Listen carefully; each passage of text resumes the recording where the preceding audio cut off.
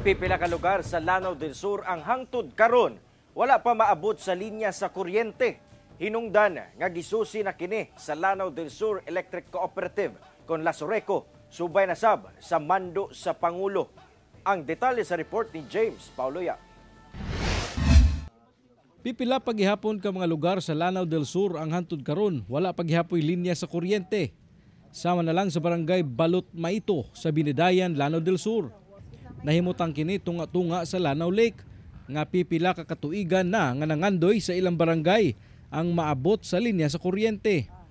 Tungod perwisyo sa mga residente ang mutabok pa sa mainland Binadayan aron mag-charge sa ilang cellphone. Ito po yung pinakamatagal na pinapangarap namin na magkaroon ng electric power.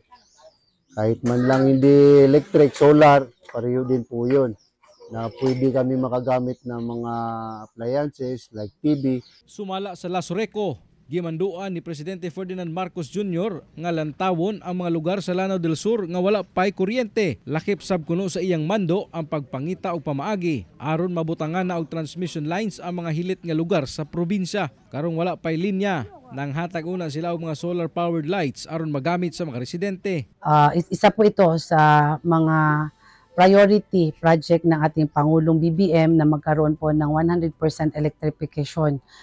Priority po nilang Mindanao, solar power home na proyekto kung saan ang mga ganitong mga island na walang access sa electricity ay siyang mabigyan ng prioridad na maglagyan ng mga solar power homes na makater niya at least 4 bulbs, makapanood lang sila ng sine, makacharge sila.